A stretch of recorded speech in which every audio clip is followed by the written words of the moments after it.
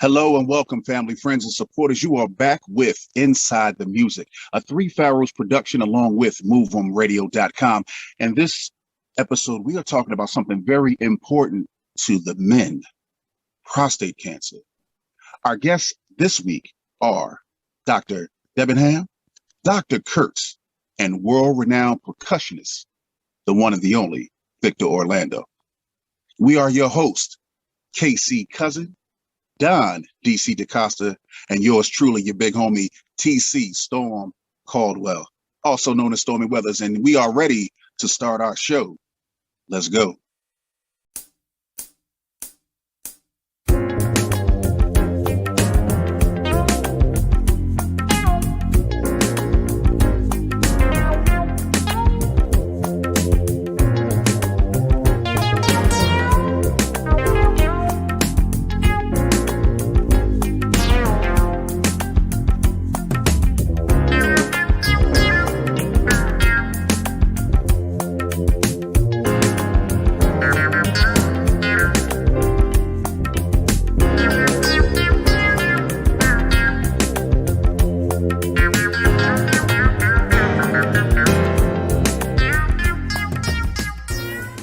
Welcome, everyone. This is a very important episode. A lot of people are not aware of the fact that during the pandemic, I was dealing personally with prostate cancer. Luckily, we caught it early enough to where I had options. I had options of surgery or chemotherapy and radiation. I chose the latter, chemotherapy and the radiation. But one of the main things we want to talk about is the number one reason why we find so many men passing away from prostate cancer is our reluctancy to get checked. I myself found it bit by LA. I personally had my prostate checked about 3.5, 4 years ago, and it was fine. I had no intentions on having it checked again. I had some problems with my legs, and as a result, they found that my PSA was extremely high. So we have today with us, we have Victor Orlando. Victor's dealing with the same type of situation. We also have along with us today a very close friend of mine that made everything possible and happen for me, Dr. Denbenham. Gentlemen, how are you today? I'm great. I'm amazing. How are you guys doing today? Good. We're doing well. Going good on my end. Dr. Denbenham, we hung out for 45 days straight. That we did, my friend. Yeah. So, Victor, are there any questions that you might have in regards to prostate cancer? Well, it all hit me like a brick from the top of a building, just out of nowhere. But now it's become the most serious matter in my life, and I'm gonna have to just deal with it the best I can and stay vertical so that I can deal with it. And actually, I'm going to start something as an advocacy after this is over.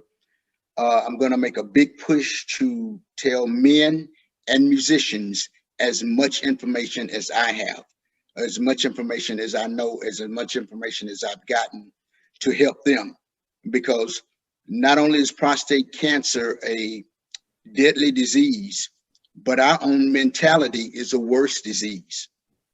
Because if we can't get by our own mentality of at least going in and getting checked, then therein lies the first problem. The prostate cancer numbers are going to be there, but if we don't change up here, we'll never get to that point. There's some people that die that never get to that point because they not even being afraid. It's just a locked in mentality. Victor, And yes. what made you aware that something was wrong? Well, I'm calling maybe doctor can understand this. I'm calling prostate cancer the silent killer because we don't know. I was walking around my apartment. I was on tour.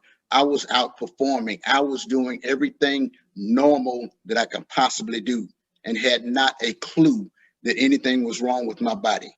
No clue at all. And the mentality of me was, I'm on tour, I'm watching football, oh, the basketball game is on, oh, I got to go do this. Never, the papers kept coming in the mail, go see your primary, get this check, you're getting older, you're getting older. I kept putting it to the side, kept putting it to the side. 3 years went by that I kept putting it to the side until I finally decided to pick up the paper and say, all right, let me do this. And that's what started the ball rolling. It started with the blood test, which turned into a colonoscopy, which turned into, oh, you have 2 polyps. I'm like, where'd they come from? And once again, walking around doing what I do, I don't know what's going on inside this machine. But 2 polyps had popped up. Well, I did get that taken care of. And that made me go, what else is on this paper I need to take care of? Because that didn't sound cool to me. That's when I went, got the PSA numbers. They were high. My end PSA numbers ended up being 19.9. So that got me into the scary mode. And from that point to right now, everything is okay. The cancer is only in the prostate. It never went to the bones. It never went to any other parts of the body. So I never knew it, but now I do. So I'm going to take care of it. You're a very Excellent. animated person when you perform. So during your performances, especially with the way you're animated, you do it a lot of moving around, dancing, especially playing percussions.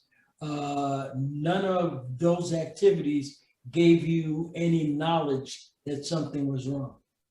No, I have other things going on in my body that I call it each year you turn the page or the chapter to your body part each year. 65, turn that whole book, read all of those pages. These are things that's happening to you. Well, I'm up to 68 and a half, almost 69, a year from 70. And I'm like, okay, I need to read this book a little more carefully because things are popping up I don't know anything about. I have something called, Doc, you may understand this one, polyneuropathy. I have polyneuropathy. All down the side of my shoulders and down the side of my left leg. Tell them what it is, Doc. Well, polyneuropathy, the term poly means many, and neuropathy means some condition of the nerves. So you've got a number of nerves in the body that aren't just working as normal. And it may be that they send some tingling, painful sensations. It may be that there's areas where there's maybe a bit of numbness, but it means some of the nerves aren't working right. Those nerves from the diagnosis was two pinch nerves in my back, sending something up to my spine, talking to my brain, and now my shoulder and neck and left leg goes out just like you cut a light switch off. Oh. And it's very hard to walk. But let me get on stage, and adrenaline, that's the other drug that I wish they had it in a bottle, but adrenaline takes over, and I'm jumping up, I'm flapping, I'm flying all over the place. And when I finish and the last song is ended and say, and thank you, good night, adrenaline gets his bags and walks out the door. Pain is like, hey, I didn't go nowhere. I'm right here. And there I go, back to the 68-year-old man again. It's like, yeah. oh. But to your answer to your question, not a sign on the stage about cancer, prostate cancer, or anything else. Nothing until I got that blood test. Yeah, that's typical. Yeah, nothing until I saw the PSA numbers.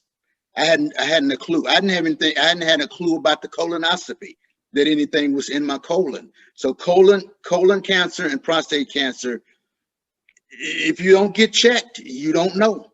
You just don't know. So Doc, tell us just Give us the rundown, man. Give us the rundown.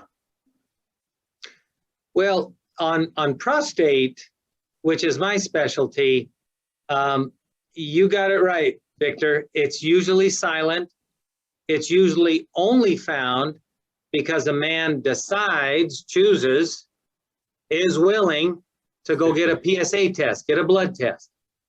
So it's either found by a blood test or once in a while, if a patient is seeing their primary doc and they happen to do a prostate exam, which is kind of uncomfortable, but if they do that and they feel a nodule, then that might be the sign, but it usually doesn't show up with anything else. You can be on stage, you can be wherever you are doing what you do, and you don't know you have prostate cancer. I just saw a patient today who sadly is found to have his prostate cancer spread to some of his bones. And he was in with his son today, and they asked me, well, doc, how long's this been going on? Because we didn't know anything. And I said, well, this is a process that if it's in the bones now, as it appears to be, then, you know, this has been going on for something measured in a few or several years, not months. Not months, it's measured in years. So, you know, and his PSA is 78.9. Wow.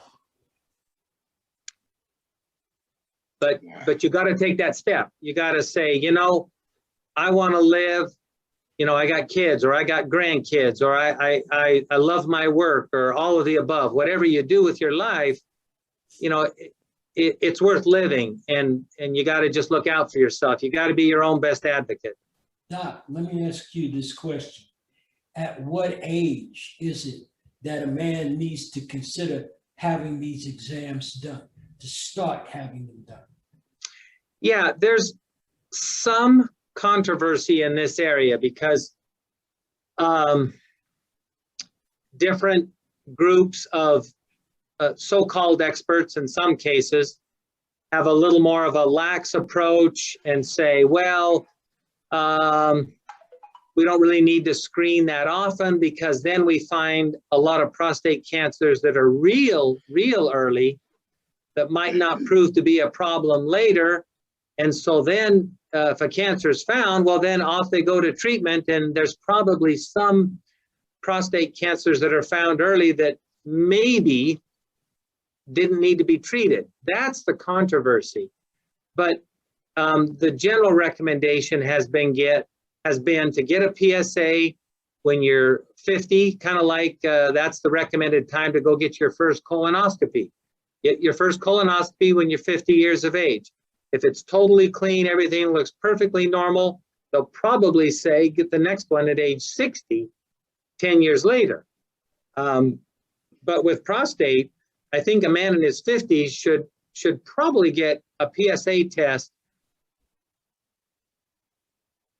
at least every other year. If one of them is a bit high, then sooner than that. In the 60s, it probably should get one at least every year. You know, we find a problem early, we take care of it earlier, it's easier to get rid of. We all know that problems that are let go, they just don't go away on their own. If somebody has it in their family, in other words, say my father had it at the age of, say, 47, would it be appropriate for me to have that exam done earlier than 50? Yeah, actually my next comment was the age at which to start screening for prostate cancer does depend on whether or not you have a family history. One of the other new patients I saw today was a man and his wife. They moved here from the eastern US, back east, one of the big cities, and they came here. He's a retired firefighter. He's got 2 sons here. His sons were with him today for his visit. And it just so happens that not only does this man have prostate cancer, but his dad had prostate cancer. And one of his dad's brothers had prostate cancer. So I look over at these 2 boys and they say, well, you know, should we be concerned? And I said, well, you know, how old are you? And the one guy was 48 years old. The other one was 54. And I said, well, look, you've got a a significant family history, each of you better have already had or should have your first PSA now, not like on some kind of crisis, run to the ER tonight and get it, but you should have your first PSA now.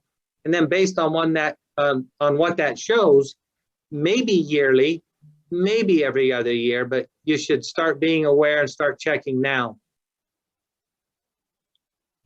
Yeah, like I said, in my case, I had my prostate checked 3.5, 4 years ago, and the reason why I didn't have it checked earlier, I'll be 69 this year. The reason I didn't have it checked earlier, and the reason I wasn't planning on having it checked again, was because of the mental situation of how it has to be checked. There's no other way to check it. I mean, in my case, I was intentionally naive. I had received a phone call, and they told me I had to come down for a digital exam. So I'm like, me being in the computers and stuff, I'm like, okay, no problem. Digital, what does that mean? Electronic? No. That's what I thought. So I go in there, and there's this little lady, she said this, she goes, "Are you ready for your digital exam?" And I go, "Are you using x-ray or camera?" And she holds up her little hand with her finger up. She goes, "No, digit." I was not prepared. I didn't prepare myself for, I didn't prepare myself for the exam mentally. So Sure. For me, that whole situation was like mental. I mean, like, I was not ready to have a rectal exam. Period. Too macho. I've never done that. I mean, like, that's an exit zone only. I mean, so like I say, if it hadn't have been for the fact that I had the cramps in my legs, Doc, do you remember how high my PSA was? Right over here on my other computer, I could look it up. I don't remember off the top of my head. Yeah, I was up around 19, 23. I was up there high, kind of high. And like I say, the only reason it was found, mine was found by mistake. I don't know if I told Dr. Denbenham, but during the period of my radiation treatment, because I went through 6 months of chemo first. 3.5 months or so of chemo. I took the pills, and then I started the treatment. But my final week of my treatment, when I was ringing the bell, my son's wife's uncle passed away from prostate cancer. Oh. And it was not until then that I really realized where I had just been and how my journey, I call my journey the kiddie ride. Dr. Denbenham knows I didn't have a lot of side effects that ED, erectional dysfunction. There's some acupressure points that I used during my radiation and my chemotherapy. So like, I never lost, well, for 1 week. But other than that, I never lost the ability to get an erection, okay? Even now, everything else is starting to work because, there's things that stop working, but everything else is starting to work. So I consider my journey through prostate cancer as like the kiddie ride, because like I say, during that same period of time, my wife's uncle, my daughter-in-law's uncle passed from prostate cancer. So that caused me, that's when I talked with Don. I'm like, Don, we have to do an episode on prostate cancer, because this is a different game. we can die. We will, and we can prevent it. We can prevent it just by getting that invasive checkup. But that's the only way that I'm aware of, unless Doc can tell us something different.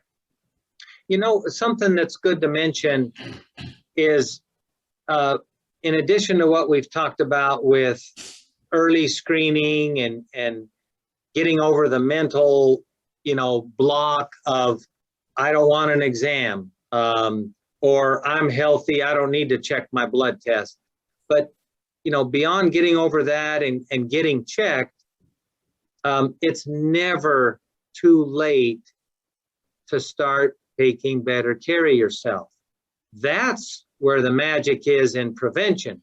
Now, if you really talk prevention, and you're talking prostate cancer, well, that had better start at pretty younger ages to add up, so that your body's healthy head to toe, your prostate's healthy, and you have a super low risk of getting it by the time you're in your 60s or 70s. What do you do? What do you do to prepare yourself? Yeah, this is the part that you can go ahead and get yourself a nice comfy pillow and a blanket right now, because I'm going to put you to sleep. But it's not that interesting. It's the stuff that we already know, and that's why it's not so interesting, and that's why we don't often feel so motivated to do anything, because yeah, I know. Eat right, get some exercise, blah, blah, blah. But those things are the little things that add up from one day to the next day to the next day, and they really do make a difference. So it's lifestyle. To answer the question, it's lifestyle. What makes up your lifestyle? It's not just what you eat and drink, those are important things, but it's, do you get exercise? Do you get enough rest? How do you deal with the stress in your life? Everybody has some degree of stress, and at different times, sometimes severe, sometimes mild, but we all deal with that. And how do you deal with it? So it's those things, staying away from the obvious stuff. Nobody at this time in the history of this planet can say that smoking, drinking are okay. They're not okay. They're common, but that doesn't make them okay. So, and if you're, if you're a star like Victor, there's probably plenty of temptations to try all kinds of stuff. But, that's just part of taking care of yourself. That should start as early as it can, and it's never too late.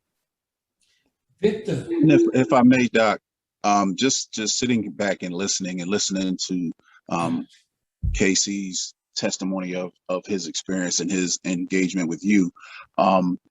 My job here is kind of to bridge the generational gap. So I heard you mention the necessity of, how do you manage your stress? What is your lifestyle? What things make it important to reduce, if possible, these signs, but until it's that time to get tested at that age. Well, if I may, just to throw a few numbers out there that I researched, and by all means, you're the professional, please correct me if I'm off or incorrect. They say approximately 13 out of 100 men that suffer from prostate cancer in their lifetime, and approximately 2 out of 3 who suffer might suffer death from it. One of the things that I try to get folks to understand in a more relative capacity, because it has a propensity of striking brown and black men a little bit more. One thing I try to get the folks that I try to teach, mentor, talk to, and engage with is, it says 100 out of every 100 people. Now, we see things in a great grand scheme, and we're not thinking, we think, the world's so big, it's so many people. But really think about it. If there's 100 men gathered together, 13 of them could possibly suffer from this cancer. And of those 13, 2 out of 3 could possibly suffer death from it. Would you want to be in 100 people just to be worried about if you're one of those 13 or 2 of those 3? by not paying attention, by not believing that it can't be you, by believing that because I've been healthy for so long that I won't be affected. Am I one number right in those numbers? Do those numbers reflect correctly, or has something changed? And outside of regular stress, regular diet, what are some signs that we also need to look for as younger men, me coming into my 50s, that those things that if I haven't already been taking care of myself, eating healthy, what are some other signs that I could potentially look for even as a healthy man? Yeah. So going back to the numbers, the number's actually low because 13 out of 100, that's 13%. And the number, the rate of prostate cancer in percentage terms is higher than 13%. I think a recent statistic was something on the order of maybe 200,000 men diagnosed with prostate cancer last year. And of those, about 34,000 will pass away. So there's kind of different ways to look at the statistics, but prostate cancer is the most common cancer in men, aside from little skin cancers. Skin cancers are very, very common, but very treatable in most cases, unless they're advanced melanoma. But with prostate cancer, the thought out in the general public is, prostate cancer, it grows slow.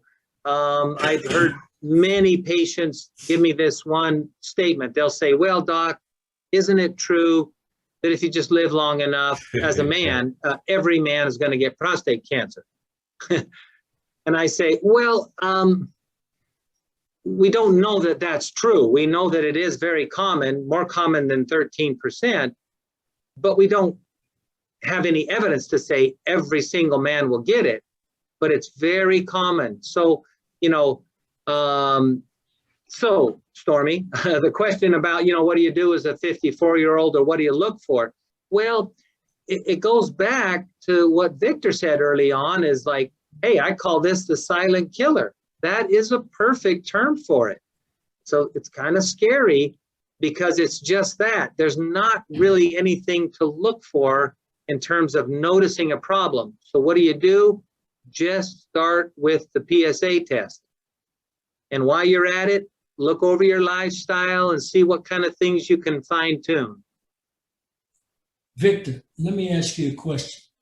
When you found out that you did have it, did it curtail any of your normal activities, such as, like I said, you're very animated in your performances? Did it curtail anything that you normally do?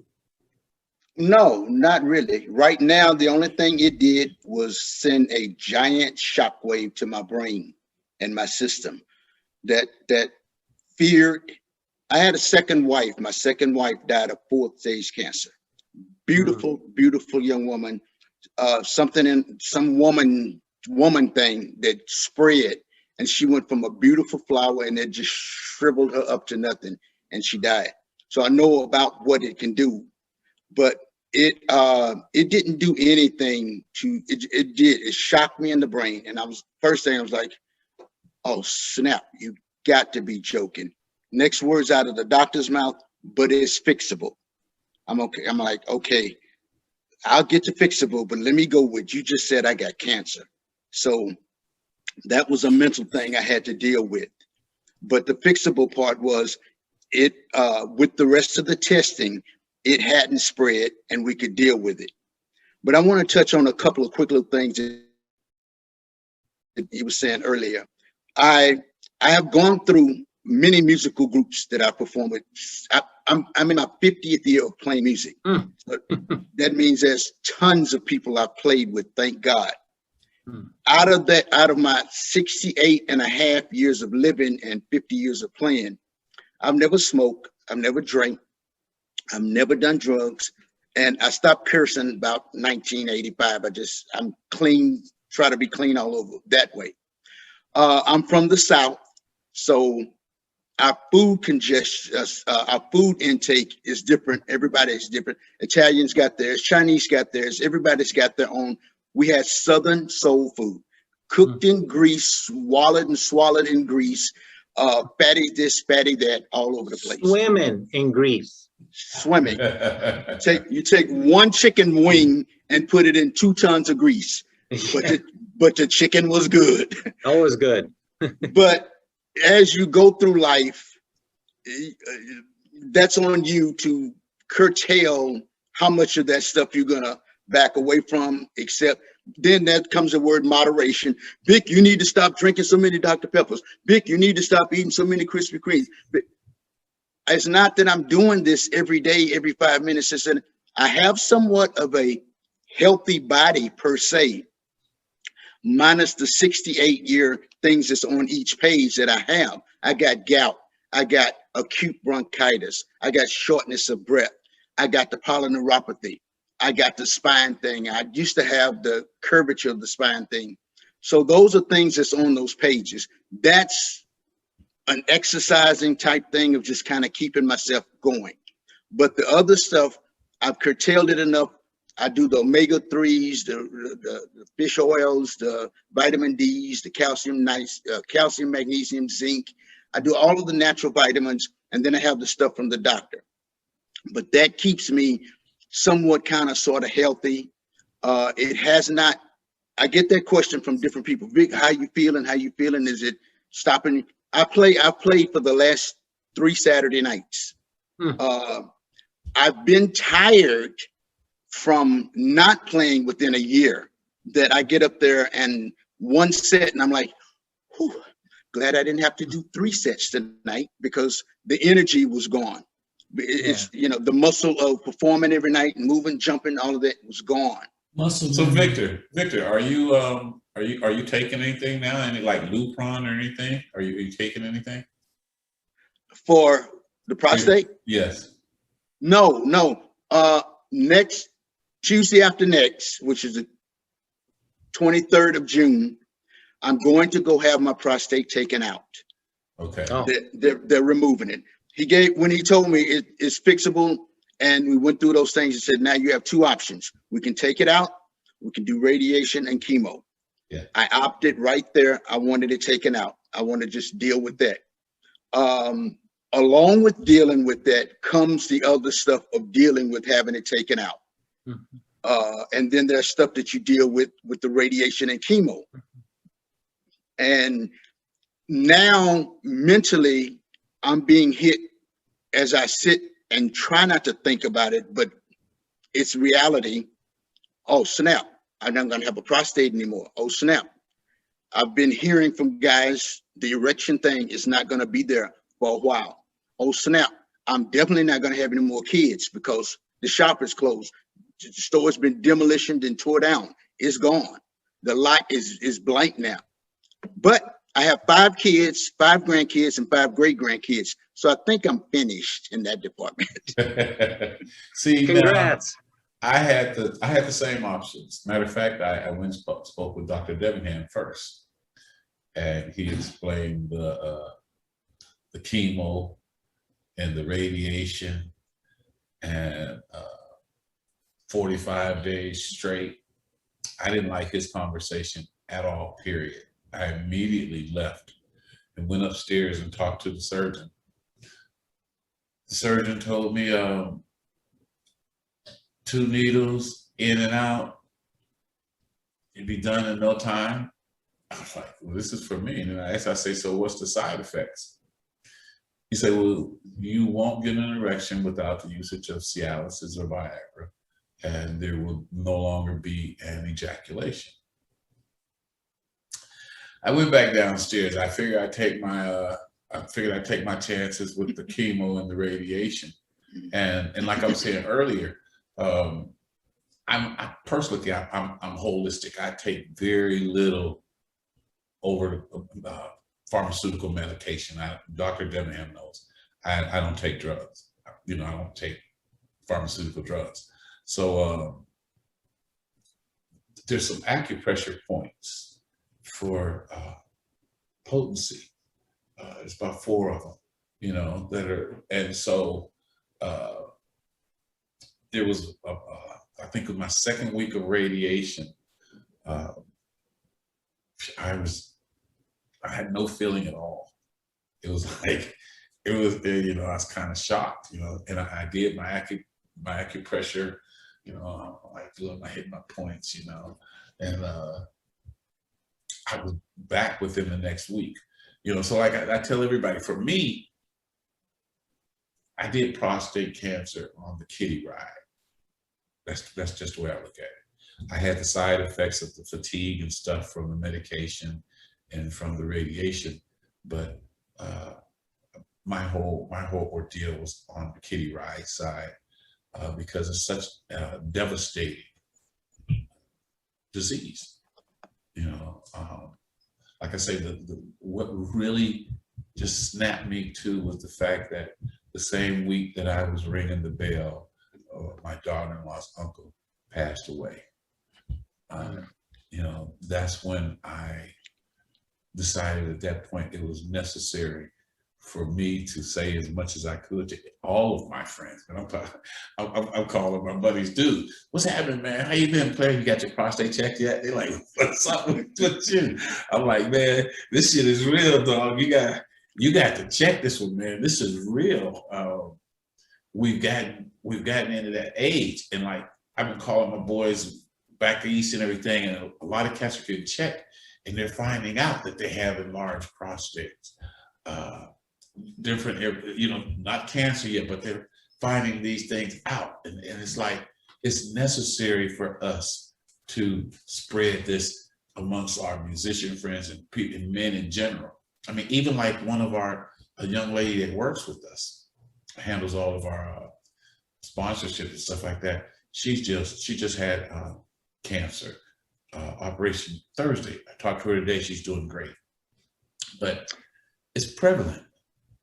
Yeah. I could make a comment about this matter of surgery and radiation. Dr. Kurtz, I spoke to a couple of days ago, and he was out of state, and he thought he'd still be able to be at a location where he could join us, and he was anxious to join us, but I don't think he's made it at this point. But the data that's out there, given a fair comparison of surgery and radiation as treatments for prostate cancer, shows that they're both good treatments. You choose one, you choose the other, you've made a good choice. The important thing is to do something about it, and it's totally okay. Some men are just more partial to surgery. That's totally okay. Some men want to go the non-invasive route and use radiation. A good comparison study from the Cleveland Clinic showed that the two treatments are equal. You can have failures of surgery. You can have failures of radiation. The failure rate for the two treatments is about the same. What sometimes gets in the head with patients is they think, well, wait a minute, doc, if I get surgery and they get that prostate out and it's gone, then prostate cancer can't come back because my prostate's gone. And I say, well, I follow you. I know what you're thinking, but it's wrong. The cancer can come back if it's already gotten out just a little bit outside the prostate. They remove the prostate, and down the road, it can come back. I know that because I treat failures of surgery. The backup for surgery is radiation. But the comment is just that they're both good treatments. They're both very well proven. They're both the gold standard of how to treat prostate cancer. So it's totally good, whichever you choose. Let me ask you a question. I've had friends of mine that have had prostate cancer, and they've gone the radiation route. And it seems to create a problem with the fact that it kills off a lot of white blood cells. Actually, with the current radiation, certainly the kind I use at my clinic, this kind of radiation is so precise and it goes to such a small part of the body that it doesn't lower your white count. Now, depending on what part of the body is treated and what the radiation fields are, it can affect your white count. But in prostate cancer, using the latest techniques that are used, I don't even check the blood anymore. Back early in my career, 20 plus years ago, I used to do blood count checks on every radiation patient every week. Well, that's a lot of blood checks, you know, every patient every week. Well, that was the standard back then. That's just what you do if you're a good doctor. So I did that the first 2 or 3 or 4 years of my practice. And then I started to ask the question, for some of the patients, this totally makes sense. For some of the patients, this seems to be a total waste. Why are we doing this just sort of for everybody, regardless? And, you know, the standard has changed. We don't do that anymore. The patients that need their blood counts checked, particularly, just as an example, might be a patient with lung cancer that's getting chemotherapy and radiation therapy at the same time. That's a pretty toxic kind of chemo for that. The radiation is a big field in the chest, depends on the size of the cancer. But for those, they get blood checks very regularly. For radiation for the prostate, when it's given with a medicine that accompanies that, just as a little clarification on what you guys have been referring to as chemo with the radiation, technically, the treatment that's used with radiation for prostate cancer is hormone therapy, not chemotherapy. The two are actually pretty different. So it's a very specific kind of systemic treatment, but it's actually just manipulating the testosterone production temporarily, whereas chemo implies these toxic drugs that have a generally toxic effect. They don't have anything to do with hormones. So is Lupron more of a hormone than a chemo? Lupron is not chemo. Lupron is hormone therapy. It's not a hormone that you're given, but it's a medicine that temporarily manipulates your testosterone production. And that we call hormone therapy, which is different than chemotherapy. Okay, so in actuality, you didn't get chemo. okay, get in. But if there's any particular questions about surgery, I'm not a surgeon, I'm a radiation oncologist. However, I've worked with surgeons for a lot of years, and I'm pretty familiar with what they do and the side effects and what they do post-op and how recovery goes. So if that's anything that is of interest, since we don't have Dr. Kurtz, when I did call him a couple days ago to confirm, I did say, look, if by chance you're not able to make it, I'm happy to fill in and badmouth surgery all I want. Well, Victor's having surgery. So once he has that surgery, how long a period of time is his recovery time going to be? Yeah, and surgery, which as I said, is a good option. There's nothing wrong with doing surgery. And it's an all at once option. You go in, you have the procedure, you wake up, your prostate's gone. Then you start the recovery. So to answer your question, recover after surgery, one of the kind of shocks to the system, which they'll go over with you, is the change in peeing. Well, what does that mean? Well, after surgery, they've taken this prostate gland, and if my fist represents your prostate gland, well, the bladder sits right on top of it, and the bladder forms a funnel, which forms a little tube, which goes through the middle of your prostate and out to the end of the penis. Pretty simple plumbing. When the prostate's removed, that section of the tube that was inside the prostate, it's removed too. So you got the bladder, you got the funnel, and you have the other end of the urinary tube down here below where the prostate used to be.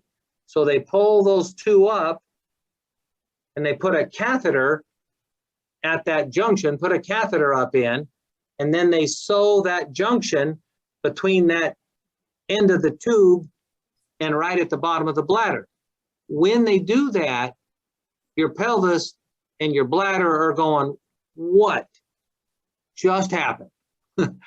And you've got a catheter you wear for about 10 days after surgery.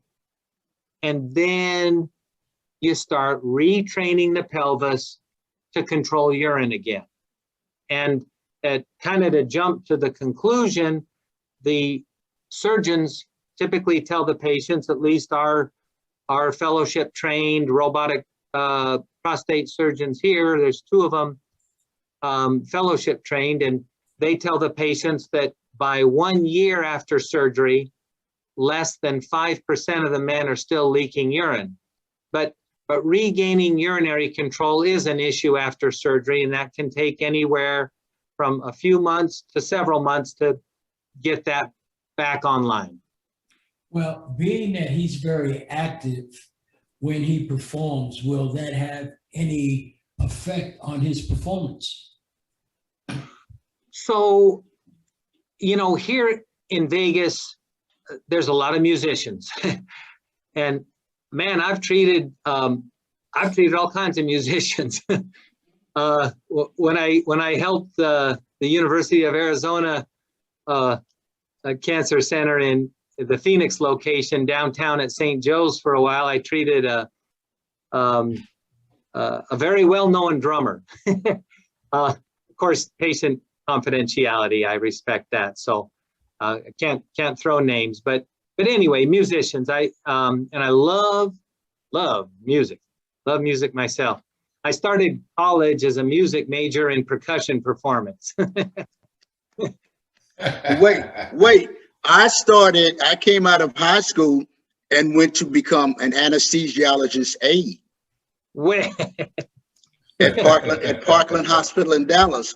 But I kept walking down the hallway with the broom in my hand, playing the bass, and they're saying, go to school for 8 years to become an anesthesiologist. I'm like, anesthesiologist, musician, anesthesia. I'm gonna do the musician. So I left the medical field and went music. But the question is, when I finished the surgery, I've been saying 3 weeks to a month and a half of laying on my back, healing, getting stronger, with some movement after 3 weeks, 2 weeks or 3 weeks, movement of getting up, trying to work my legs and stuff again. Is that about right? I'm going to have an in-house nurse from the IHHS to also be here. So, yeah, because I'm going to be laid on this bed, and basically I do not even want to look down and see a catheter. I will lose my mind. Well, the catheter, the catheter is very temporary. It is usually, and everybody's different, but usually the catheter needs to stay in for about 10 days while that junction heals enough that the catheter can come out, and then you can start retraining the system to control urine. But right, I would not expect you to be flat on your back, not being able to move for 3 weeks. No, you said at least the first 2 weeks while the catheter is in, I don't want to get up and risk that anything happening to that. No, I understand. And the, you know, the surgeon, the nurses, your post-op visit, I'm sure they'll give you good advice, and they want patients up and moving after surgery to an appropriate degree. So I'm not giving a carte blanche recommendation to, you know, start training for your next 5K, but but they'll give you instructions. But the thing is, you know, the more we remain idle, then guess what happens? The risk of blood clots goes up. There's some risks that come with not getting that body moving and keeping that blood pumping. So they'll tell you how to handle that. I'm confident of that. Right. But you do want to do something. You may keep your pelvis pretty still. You may do whatever in that regard, but maybe you're moving your arms and you got some nice big soup cans you're doing curls with, or maybe you're practicing twiddling those drumsticks, whatever you're doing. Right.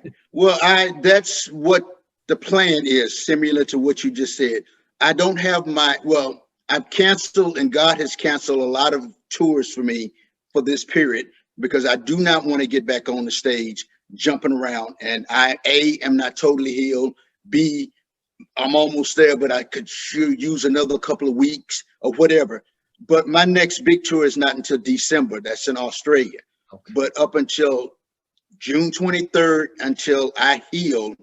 And yes, I will be getting up. I will be moving around. I'm already in the gym. They said something about start working on tightening your pelvis or getting strength there. I'm in the gym doing that. Good. But I'm not. My only biggest concern was the operation, and I've been reading. What is this about? Oh, when they take it out, don't kill the nerves around it or something. It's something to do with whatever nerves, if those are sensation nerves. Oh, yeah. So that when you mean take it out, when they take out the prostate, so there's surrounding nerves, yeah. Yeah. On each side of the prostate, right and left, there's a little bundle of nerves and blood vessels, appropriately named the neurovascular bundle. And modern prostate surgery spares these two neurovascular bundles on each side of the prostate because they control erections. It used to be that a radical prostatectomy years ago, this was quite a while ago, but it used to be that a radical prostatectomy meant we're going to be sacrificing that neurovascular bundle because we just have to, and it's close to your prostate. We got to take your prostate out. They just didn't give it that much thought because that was the standard complete radical excision. Well, guess what? That meant that back then, 100% of the men who had prostate surgery were impotent for life. Now, at Johns Hopkins University in Baltimore, Dr. Patrick Walsh, who's a urologist, pioneered this procedure called nerve-sparing radical prostatectomy. So that's what you're going to have. And that gives you a much, much better odds of regaining potency, being sexually functional in the future. So they'll work hard to spare that little bundle. Now, sometimes if a man has high volume, high grade prostate cancer and he's doing surgery, sometimes on one side, maybe, I've seen this before, maybe on one side that neurovascular bundle is just stuck up against the prostate. It's just like glued on there. Well, maybe they have to sacrifice one side sometimes, but most all the time, they're able to spare both neurovascular bundles. Gotcha. Cool. Gentlemen, we're going to take a slight pause here to talk to our sponsors and pay some bills and everything. We're going to be right back after this short pause. Okay.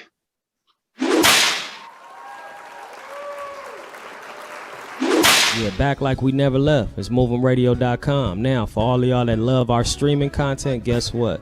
We got something new for you, man. Every Saturday, 9 p.m. to 1 a.m. Pacific Standard Time. Catch yourself via stream at Lady Brandy's place. All you got to do now is do like you've been doing. Hit us up, movemradio.com. Click on Lady Brandy's place and get that good R&B and that jazz and that soul and that blues all in your life. Remember, 9 p.m. to 1 a.m. Pacific Standard Time, movemradio.com. Tap Lady Brandy's place. If you're ever in the Sin City area and you want to go see it live, guess what? Go to movemradio.com and click on Lady Brandy's place and get the address. We'll see you there.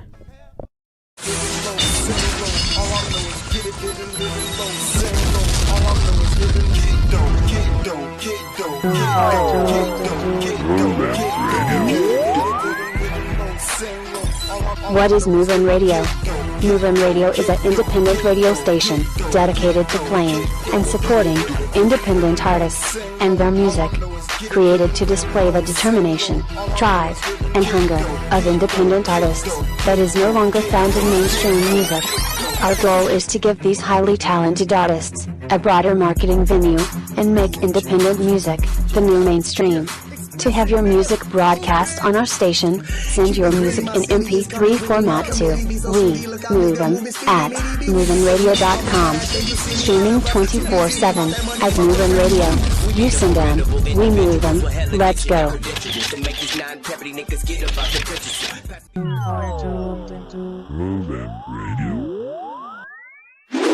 And welcome back to Inside the Music, the truth about the truth, where we are discussing on this episode prostate cancer with Dr. Douglas Denningham and Victor Orlando. Ladies and gentlemen, so I'm so excited to hear such good information that's coming from these gentlemen. Please stay with us as we continue Inside the Music. So Victor, you were saying some things earlier about a foundation that you were interested in starting. Talk to us about that, man. Okay.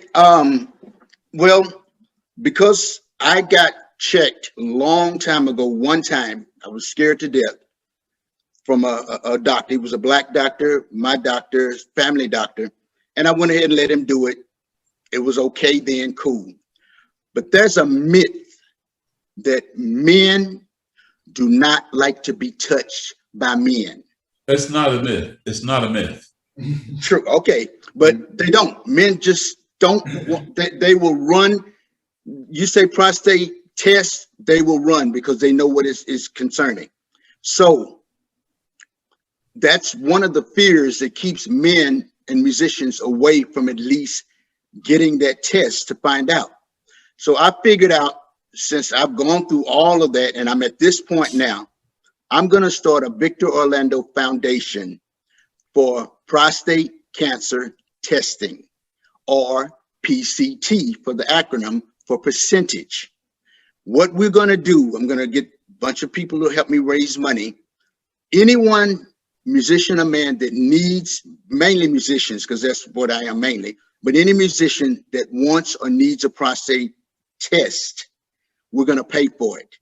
If you don't have insurance, if you're scared, we're going to go out and find at least 3 female oncologists that do that, so that will lessen your fear of at least getting the finger to. Okay, well, let me say this. Let me say this.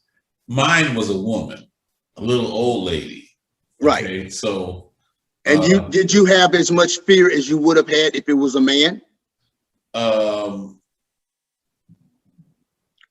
Being a man, I guess I would say it might have been a little bit less, but it was just the overall, and that's what I tell guys.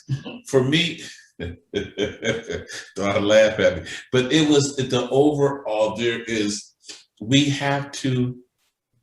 What we have to do is we have to acknowledge and accept the fact that there's 2 ways to actually take care of it, to find out what's going on.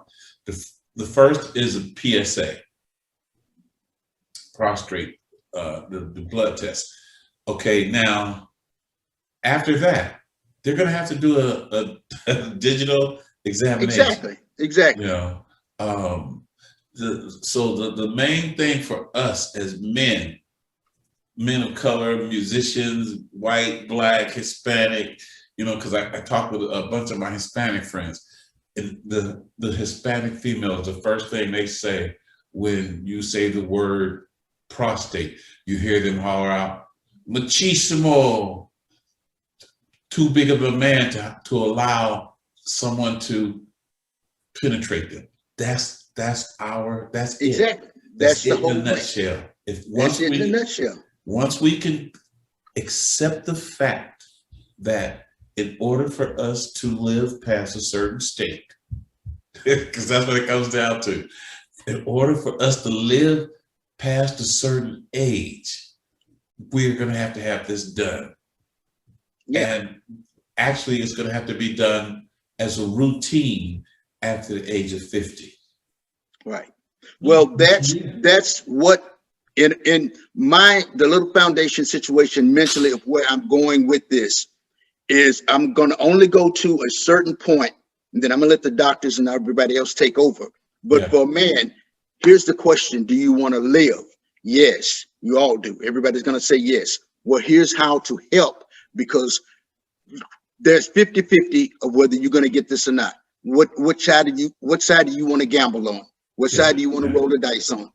So how do we cut that down? All Victor Orlando Foundation is asking every man to do that hasn't done it, just get a blood test. Get a primary doctor to get you a blood test. And then let your numbers determine whether you want to live or die. If you see your numbers and your doctor says your numbers are high, then you have to you have to swallow the fact that somebody's about to go up in your rear end. You have to swallow. The last 2 exams I just had, same situation that you said you had. I went the day that I went there, he was going to tell me what my numbers were because he'd gotten the blood test back. I went to see my urologist and Dr. Bashani, and he said, your numbers are high, the 6.4 for you. I want you to stand up, pull your pants down, and bend over. I'm like, hey, whoa. No text, no email the night before, so brother can be like ready. Like, no. I'm like, and I had to make it. I said, can the nurse in the office up there, the receptionist, can she do this and then kind of give you a report back what she felt? And he said, no. I said, so I stood there. My teeth, I mean, it's like trying to do that to a lion in the jungle. And you don't know what this lion is about to turn around and rip your face off. But he has to have it done, and you have to be the one to do it. So I'm standing there. So I got past, when he finished, he said, I touched something. Go get an MRI. So I'm like, okay, all right, I'm gonna give you that you touched something. So I move on to my next, the surgeon that's gonna do the exam. So as I'm doing my pre-op with him, he says, stand up, bend over, and pull your pants. I'm like, here we go again. No warning, no nothing. This was a bigger Jewish guy with bigger hands. So I'm standing there on my elbows going, I mean, it's like, I don't even do that to my own self using the bathroom. I get in there and get out but that's the thing in a man's head. But it has to be done. If your numbers say it has to be done, then you have to have it done. You can't even get to the part of curing until you get to the point of at least letting them see what they need to see and then moving on. But you can't get there until you get those numbers. Foundation for prostate cancer testing will be about, if you fill out the application and send it to us, if you don't have insurance or you can't afford the blood test, we will pay for the blood test for you to go get a blood test from Quest Diagnostics or wherever. That's good, man. And send it to your primary or to a doctor so they can explain. Because I got all the papers from all of my tests. That's like sitting up reading German or Chinese. I don't know what that paper said, but they can look at it immediately and say, "Oh, your number's blah blah blah blah blah blah blah." I'm like, "Oh, I didn't see that." They know that. So that's the very first thing you have to do. And like now, the doc was saying something about your health and your eating and your this, that, and the other. I'm getting so many people trying to have me go this herb route that it would cure cancer and this, that, and the other. Well, I already have cancer. So I wanted to ask him, how can taking those pills cure something that I already have? Well, I already got. You know, I'll say this on that, because like I say, I personally am very holistic. Hey, what doctor's back? He was just talking about. I heard, heard the whole thing. I can make a comment if you like. Please. So when it comes to supplements, that's a kind of an interesting area because some men kind of go overboard with it. Some men and women. Some people just take a good thing and just think more is better, more is better. So there, you need to think through, what am I taking and why, and how much data supports its use for what I intend to gain. Because the thing with supplements is they don't pass anything close to the same kind of requirements that prescription medicines pass. Now, I think supplements are fine, but when people come up with some of these casual statements like, well, you need to take this, you need to be on this diet because it'll get rid of your cancer, I just kind of shake my head and I'm like, oh, man, I have heard that so many times. And if it were true, hey, I'm okay with it. I hope that we do get more data and get more help from naturopathic medicine and some of these other things that can help along with the whole process. But I haven't seen any special diets or special pills get rid of cancer once it's already formed. Yeah. Right. As I say that, and I pulled it up. So today I get this message. I know, keep the faith. I know I have some tea that can cure cancer called Tehoboy tea. Maybe I should get you some. That's from today's thing, TAHIBOE tea. Yesterday I got a thing, my friend got this Dr. CB situation, go to his page, that can cure cancer. Another person, I get these people hitting me every day, not just saying, hey, you might want to try this. It's a death thing. Hey, you need to get this. This will cure cancer. Forget what your doctor say. Doctor's trying to kill you. Doctor's blah, blah, blah, blah, blah. You need to get this or you're going to die. And are you going to get this? I'm going to call you tomorrow to see if you got that. Slow down. Just say, I'm going to pray for you, Vic, and get off the phone. Yeah. But don't try to do the sales pitch on me. Yeah. I'm a little more educated than getting a sales pitch every day from somebody. I appreciate the love, the help, the support, but the sales pitch of if you don't do it, you don't want to live. You're not listening to me. Go get this health stuff. Health stuff. Dr. Sebi, a lot of what he did and a lot of his teachings have shown to be true. He shows that a body void of mucus is a body void of disease. Everything that we are told that as far as eating right, exercising, and all these things will eliminate the mucus if we get certain things out of our diet. And so if these are,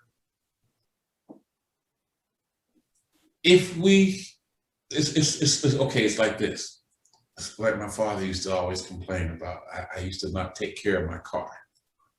I used to want to fix it when it broke. And what he used to always say is the maintenance that you put in up front is how you take care of your stuff up front. It's going to depend on how much maintenance you have to put in on the backside. If you just run it hard, like, okay, now you were talking about as a musician, you never did drugs, you never smoked, you never did alcohol. I don't know if you didn't say you didn't chase the chicks all late night. I didn't hear that one, but you said all them others. Well, see, I did all those bad boys, man. I did all those. I feel very fortunate and blessed that I stopped a lot of things. I'd love to share a couple thoughts in this area because it's actually a real area of interest for me. And I consider myself very open-minded about what all is out there and what may help. And I do not think that traditional allopathic medicine holds every key to health in the human body. So I really, when patients tell me about something that they want to do for the cancer, and it may be a diet, it may be this pill, it may be this tea, it may be this powder, I'm all ears, and I'm going to sit there and I'm going to listen. I'm going to hear everything they have to say about it. So I'm not coming from the standpoint of, I'm the guy that went to college for 15 years. Don't tell me about taking some tea and talking about mucus. Don't give me any of that BS. You know, I just don't think that way. I try to be very, very open-minded. The tough thing when it comes to supplements, alternative medicine, naturopathic medicine, a lot of things out there, they may be things that have been used for centuries. And there's probably something to it if there's a health practice that's kind of stood the test of time. But it's kind of like what Vic said, when your body has already gone to the point of forming a cancer, you're in a different place. You know, your immune system has already been overwhelmed and a cancer has formed. So that's pretty serious stuff. And it may be a low grade, early stage 1 cancer, but, and I've done a lot of general oncology over the years. I'm a prostate specialist, but I've treated brain cancers, breast cancers, lung cancers, lymphomas, sarcomas. And I've done all that stuff for 20 plus years. And I've seen patients on a lot of different practices and plans and diets. And I just would exercise real caution. Really think through what you're being told, research it, the pros and the cons. Somebody tells me about something, I'm gonna look it up. I spent probably 6 or 8 hours a couple of years back because a friend of my wife's was heavily promoting at church of all things, heavily promoting a video series that was this groundbreaking, the cure to cancer. And I'm like, I'd be very interested in seeing that with an open mind, because where are they coming from with this? And man, I watched about 4 long video segments of this. I think I got pretty much all the way through it. And this guy who was an accountant traveled around the entire world, interviewing people with an alternative kind of approach to health and curing the body of illness and disease. And some of it I thought had some really good points they were mentioning, and some of it was just outright quackery. It just no other way to put it. It just was so far off, you just could not say that there was any grounds to that particular person making that kind of a statement. So I just say, be real cautious. Be real cautious. Do your homework and look for good evidence, not just a one case miracle cure testimonial from one person, but look at a study where they looked at 5,000 people with this treatment and have some real scientific data to review. So just be careful. And I'll just mention just one little example, and then I'll turn it back over. But I had a patient several years back, and this was back when I was still doing general oncology along with my prostate specialty. He happened to be a guy in his early 40s with lung cancer. He had this beautiful wife and a couple of cute kids. The kids were little, just such a nice family. And this guy had a higher stage 3 kind of lung cancer, pretty serious lung cancer. And he was going through chemo and radiation at the same time. Not hormone therapy, toxic systemic chemotherapy. And Casey, you know how the weekly checks go when you see the radiation doc. Yeah. Well, I'm at my weekly check with him, and his wife is with him, and she just looks so distraught. And she says, "Doc, I don't know what to say. We have to stop this radiation and the chemo. It's killing my husband." And I said, "Well, he doesn't look good. I'll grant you that his color's not good. tell me what's going on. I asked the husband, you know, tell me, how are you feeling? And she jumped in pretty quick. He said a few things, but she kind of jumped back in and really wanted to control the conversation. And that's okay. She was scared and she loves her husband. Well, she said, he's weak. He can't eat. He's losing weight. He's dying. You're killing him. Okay. Let me go through a couple of things, because I thought this does not match up with what I would expect, even with chemo and radiation at the same time. I would not expect this. So long story short, I just asked a bunch of questions. What do you do the first thing in the morning when you get up? When you first wake up, walk me through your day. I want to know everything you're doing. And I thought, maybe I'm going to get a clue out of this. And right with that first question, what do you do when you get up? He says, well, I take my pills. And I said, okay. And then I went, well, wait a minute. I want to make sure I know what pills you're taking. I think we've got a list of your medicines. And then all of a sudden he kind of clams up and he looks over at his wife, kind of nervous. And then he doesn't say anything. I went, okay, all right. We gotta get a little deeper here. So I look over at her and I say, would you please share with me what he's taking? And she goes, okay, well, he's taking some supplements. And I said, that's okay. I'm not here to trash that. Just tell me what he's taking. I'm trying to help.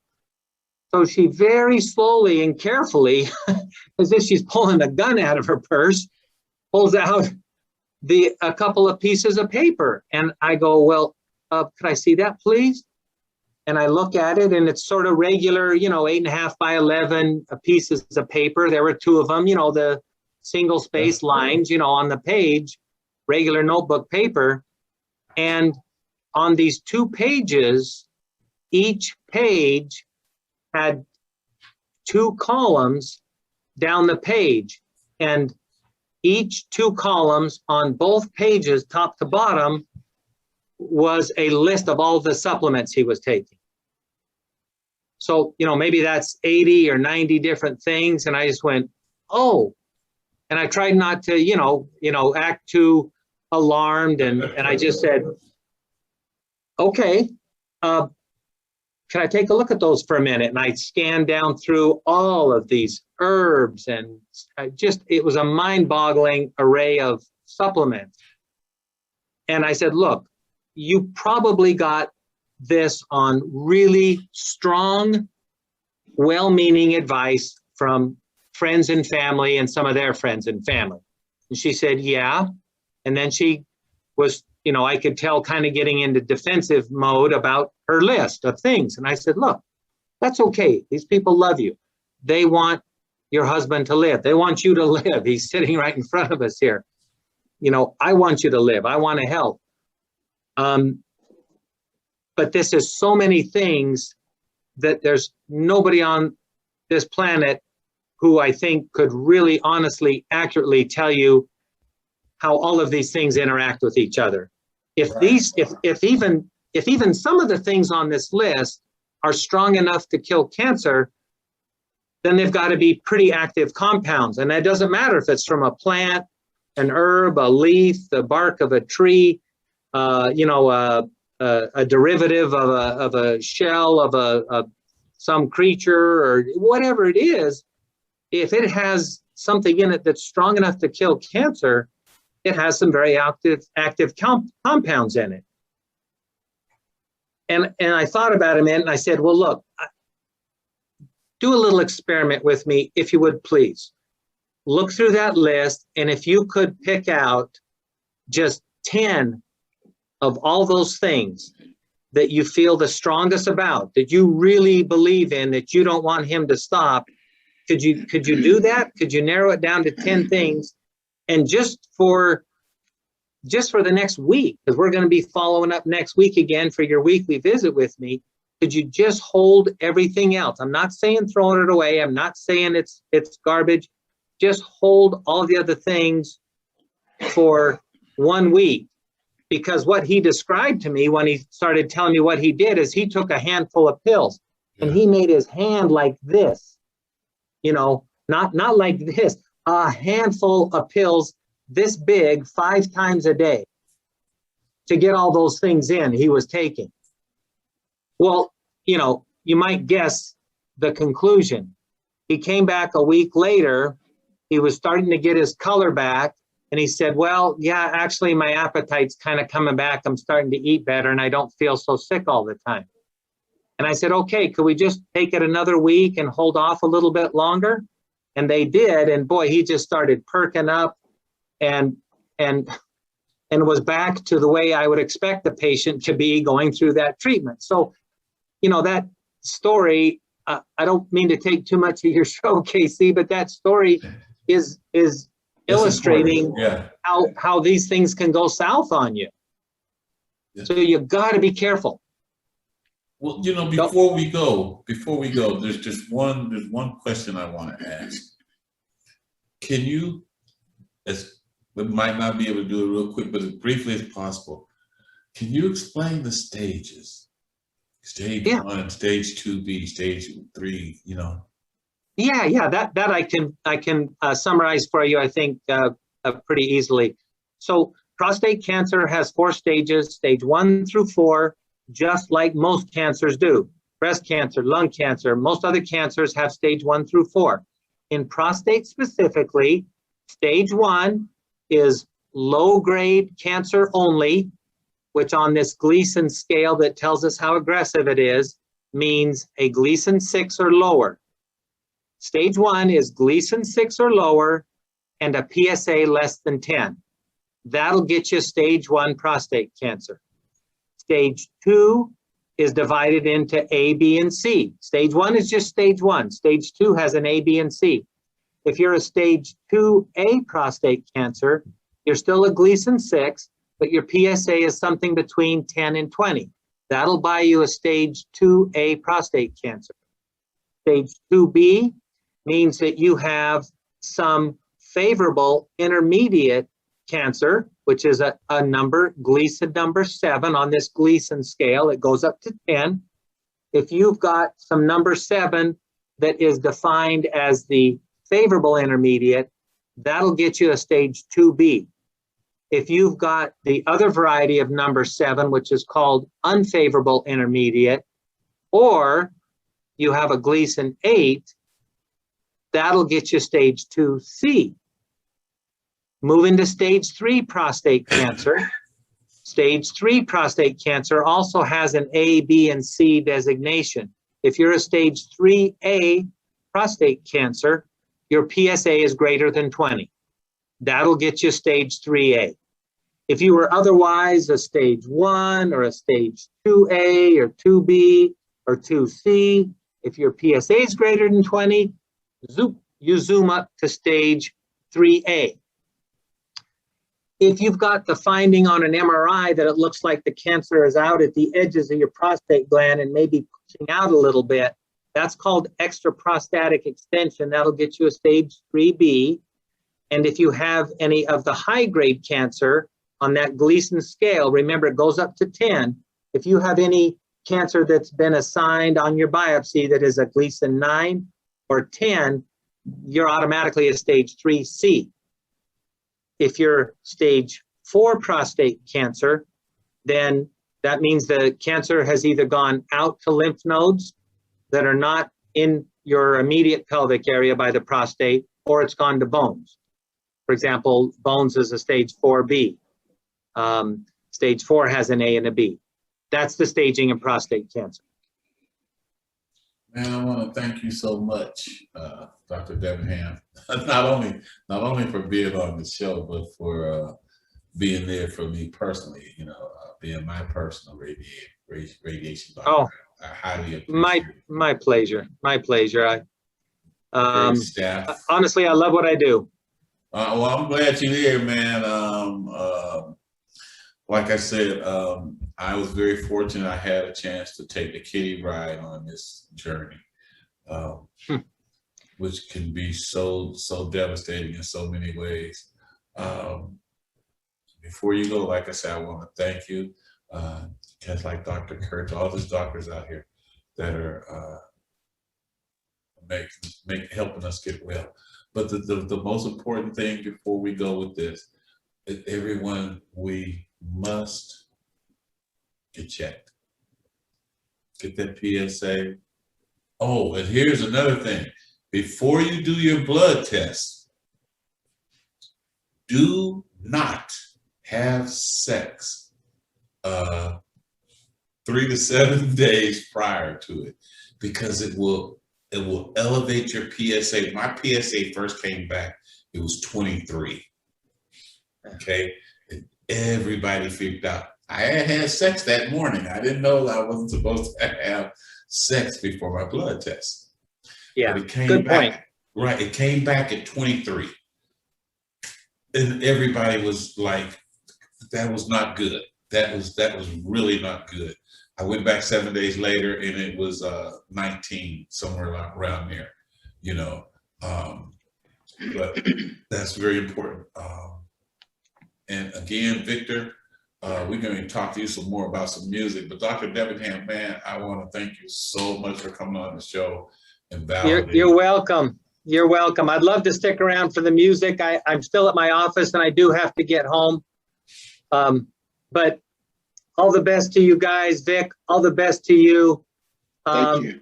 If anything comes up where I could help, KC's got my number. You give me a call. Will do. And thank you so very much. I appreciate it. Take care now, guys. Appreciate you being here. Thank you. Ladies and gentlemen, there you have it. Directly from the mouth of Dr. Doug Denbenham and Victor Orlando, as well as Casey Cousin, who had their own experience with prostate cancer. Brothers, if you wasn't listening, if you weren't paying attention, it's very important. It's for our health. If you're a father, brother, uncle, grandfather, close friend, please get yourself checked. As you heard from these two dynamic gentlemen and this experienced, very well experienced doctor, it is very important for men to go to the doctor and get checked. Put your pride aside, put your ego aside, do what's best for your health and your family, and get that prostate check. Thank you for joining us for this episode of Inside the Music, and we'll be back at you soon. As you know what we do here, the brothers for the brothers, by the brothers. Peace.